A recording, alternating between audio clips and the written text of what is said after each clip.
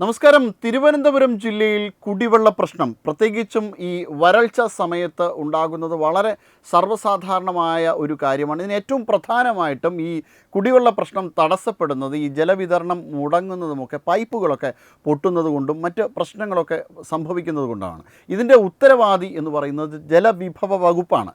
പക്ഷേ ഈ വകുപ്പ് ഈ പ്രശ്നത്തിൽ ശാശ്വതമായൊരു പരിഹാരം കണ്ടെത്താൻ ഇതുവരെയും ശ്രമം നടത്തിയിട്ടില്ല എന്നുള്ളതാണ് ഏറ്റവും പ്രധാനപ്പെട്ട ഒരു വസ്തുത. ഇതിൻ്റെ മന്ത്രി എന്ന് പറയുന്നത് റോഷി അഗസ്റ്റിനാണ്. പക്ഷേ തിരുവനന്തപുരം കോർപ്പറേഷൻ്റെ തലയിൽ കെട്ടിവയ്ക്കുവാൻ വേണ്ടിയിട്ടാണ് നിരന്തരമായി ശ്രമം നടത്തിക്കൊണ്ടേയിരിക്കുന്നത്. അതായത് തിരുവനന്തപുരം കോർപ്പറേഷൻ്റെ പ്രതിപക്ഷ പാർട്ടികൾ, ഇപ്പോഴത്തെ പ്രതിപക്ഷ പാർട്ടികളുടെ ഉത്തരവാദിത്വം വഹിക്കുന്നവർ ദീപക്കും അതോടൊപ്പം തന്നെ ശബരിനാഥുമാണ്. ഇവർ രണ്ടുപേരും തന്നെ സമരം നടത്തുന്നത് തിരുവനന്തപുരം കോർപ്പറേഷനെതിരെയാണ്, അല്ലാതെ വാട്ടർ അതോറിറ്റിക്കെതിരെയല്ല. ഫലത്തിൽ എന്താ സംഭവിക്കുന്നത് എന്ന് ചോദിച്ചു കഴിഞ്ഞാൽ തിരുവനന്തപുരം കോർപ്പറേഷന് ഇതൊന്നും ചെയ്യുവാൻ കഴിയില്ല. ശരിയായ ഉത്തരവാദികൾ മാറി നടന്ന് പോവുകയും ചെയ്യും. അത് വഴി ഉണ്ടാകുന്നൊരു പ്രശ്നമെന്ന് പറയുന്നത് ഇതുമായി ബാധിക്കപ്പെട്ട ആൾക്കാർക്കാണ് ഏറ്റവും അധികം പ്രശ്നം. സാധാരണ ജനങ്ങൾ ബുദ്ധിമുട്ടുന്ന ഒരു അവസ്ഥയെത്തും. ഈ വേനൽക്കാലത്ത് പ്രത്യേകിച്ചും സ്കൂൾ അവധിയുള്ള സമയത്തും അത്യധികമായ ഉഷ്ണം നിലനിൽക്കുന്ന സമയത്തും ജനങ്ങൾ അത്യധികമായ ബുദ്ധിമുട്ട് ഉണ്ടാകും. അതായത് ഈ പ്രശ്നം പരിഹരിച്ചെങ്കിൽ മാത്രമേ ഇതിന് കാര്യമായ രീതിയിലൊരു മാറ്റം ഉണ്ടാക്കുവാൻ കഴിയുകയുള്ളൂ. അതിനൊന്നും ഇവർ ശ്രമം നടത്താതെ നിരന്തരം തിരുവനന്തപുരം കോർപ്പറേഷനെതിരെ സമരം നടത്തിയിട്ട് പ്രത്യേകിച്ച് ഒരു കാര്യവുമില്ല എന്ന് മനസ്സിലാക്കിയിട്ട് ഒരു വൃഥാ വ്യായാമം എന്ന നിലയിലാണ് ഇത് നടത്തിക്കൊണ്ടു പോകുന്നത്. ഇതിന് കൃത്യമായ ഒരു മറുപടിയാണ് BJP ഇന്ന് കൊടുത്തത്. BJP ഇന്ന് വാട്ടർ അതോറിറ്റി ഹെഡ് ഓഫീസിലേക്ക് സമരം നടത്തുകയും ഉപരോധിക്കുകയും ഒക്കെ ചെയ്തു. ഇതിനു വേണ്ടിയുള്ള പരിഹാരം കണ്ടെത്തണമെന്നുള്ള രീതിയിൽ വളരെ ശക്തമായ സമരമുറകൾ തന്നെയാണ് എടുത്തത്. ഈ പ്രശ്നം ഏറ്റവും രൂക്ഷമായൊരു സമയമുണ്ട്.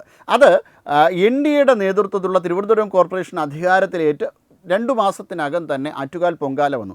ആറ്റുകാൽ പൊങ്കാല വന്നപ്പോൾ ഈ പ്രശ്നം വളരെയധികം പർവ്വതീകരിച്ച് കാണിച്ചുകൊണ്ട് തിരുവനന്തപുരം കോർപ്പറേഷനെ വെട്ടിലാക്കാമെന്നാണ് എല്ലാവരും ധരിച്ചിരുന്നത്. അതിനുവേണ്ടി ചില PR മാധ്യമങ്ങൾ, സാറ്റലൈറ്റ് മാധ്യമങ്ങൾ തന്നെ ഇതിനെതിരെ ഒക്കെയുള്ള പടയൊരുക്കം ആരംഭിച്ചിരുന്നു. പക്ഷേ അതിന് ആറ്റുകാൽ പൊങ്കാലയിൽ കാര്യമായ രീതിയിലൊരു ബുദ്ധിമുട്ടുണ്ടാകാതിരിക്കുവാൻ വേണ്ടി തന്നെ തിരുവനന്തപുരം കോർപ്പറേഷൻ ഏകദേശം 8ഓളം ടാങ്കറുകൾ ആ സമയത്ത് അതിനു വേണ്ടിയിട്ട് നിയോഗിക്കുകയും ജനങ്ങളുടെ ബുദ്ധിമുട്ട് പരമാവധി പരിഹരിക്കുകയും ചെയ്തു. അതിനുശേഷം വീണ്ടും പ്രശ്നങ്ങൾ ഉണ്ടായപ്പോൾ തീർച്ചയായിട്ടും ടാങ്കറുകൾ ഇതേ രീതിയിൽ തന്നെ ടാങ്കറുകൾ സജ്ജീകരിക്കുകയും പലയിടങ്ങളിലേക്ക് വെള്ളം കൊണ്ട് പോകാനുള്ള വ്യവസ്ഥ ഉണ്ടാക്കുകയൊക്കെ ചെയ്തിരുന്നു. പക്ഷേ ഇടവഴികളോ മറ്റ് ഇടങ്ങളിലേക്കോ ഒന്നും ഫ്ലാറ്റുകളിലേക്കോ ഒന്നും ടാങ്കറിൽ വെള്ളം എത്തിക്കുന്നത് മതിയാകാതെ വരുന്ന ഒരു സാഹചര്യമുണ്ട്.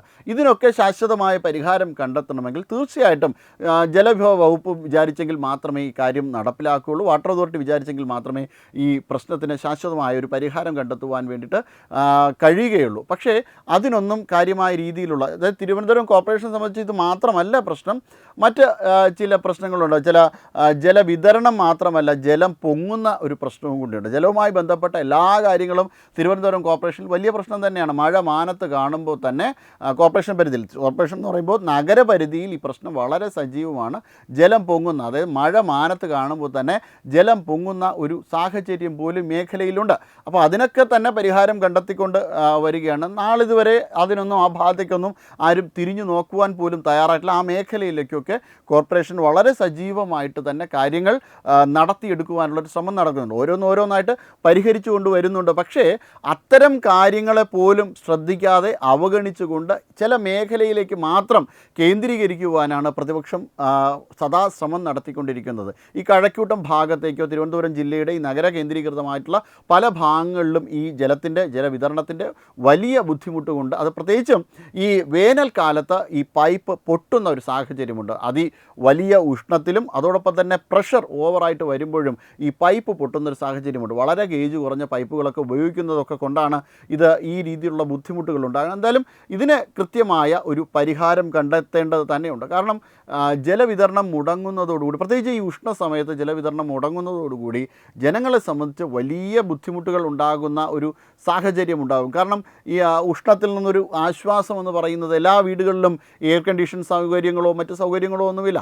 ആ സമയത്ത് എന്തെങ്കിലും ഈ വെള്ളം തന്നെയാണ് എല്ലാവർക്കും മുഖ്യ ഘടകമായിട്ട് ഉള്ളത്. കുടിക്കാൻ മാത്രമല്ല, കുളിക്കാനും മറ്റു കാര്യങ്ങൾക്കും ജലം തന്നെയാണ് ഏറ്റവും പ്രധാനമായിട്ടുള്ള ഒരു കാര്യം.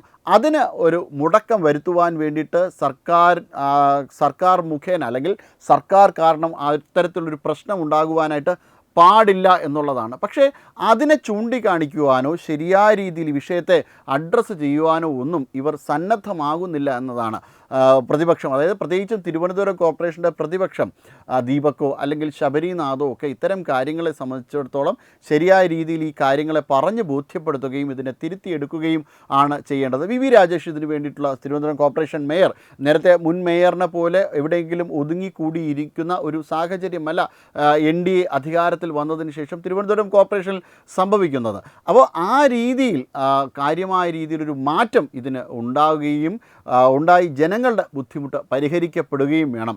എന്തായാലും ഇതുമായി ബന്ധപ്പെട്ട കൂടുതൽ വിവരങ്ങൾ ലഭ്യമാകുന്നതിനനുസരിച്ച് തത്വമയി ന്യൂസ് റിപ്പോർട്ട് ചെയ്യുന്നതാണ്. ഈ പ്രശ്നം ഉടൻ തന്നെ പരിഹരിക്കപ്പെടട്ടെ എന്ന് മാത്രം ആഗ്രഹിക്കുന്നു.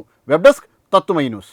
വിട്ടുവീഴ്ചയില്ലാത്ത നിലപാടുകളുമായി ദേശീയതയുടെയും സമാജത്തിൻ്റെയും ശാക്തീകരണത്തിനു വേണ്ടി തത്വമയിയുടെ ജൈത്രയാത്ര തുടരുകയാണ്. യൂട്യൂബിൽ മാത്രം തത്വമയിക്ക് 10 ലക്ഷം സബ്സ്ക്രൈബേഴ്സിലേക്ക് എത്താൻ ഏതാനും ചുവടുകൾ മാത്രമാണ് ബാക്കി. മറ്റ് സോഷ്യൽ മീഡിയ പ്ലാറ്റ്ഫോമുകളിലും തത്വമയിയുടെ നിറസാന്നിധ്യം തുടരുകയാണ്. ഈ അവസരത്തിൽ ഞങ്ങൾക്ക് നിങ്ങളോടുള്ള അഭ്യർത്ഥന ഞങ്ങളോടൊപ്പം നിൽക്കുക എന്നുള്ളതാണ്. നിങ്ങൾ ഉപയോഗിക്കുന്ന ഏത് സോഷ്യൽ മീഡിയ പ്ലാറ്റ്ഫോം ആണെങ്കിലും ഞങ്ങളുടെ വരിക്കാരാകുക, ഞങ്ങളെ സബ്സ്ക്രൈബ് ചെയ്യുക, നിങ്ങളുടെ സുഹൃത്തുക്കളിലേക്ക് തത്വമയിയുടെ ഈ സന്ദേശം പ്രചരിപ്പിക്കുക. ഞങ്ങളോടൊപ്പം നിൽക്കൂ, രാഷ്ട്രത്തോടൊപ്പം നിൽക്കൂ, ദേശീയതയ്ക്കൊപ്പം സഞ്ചരിക്കൂ.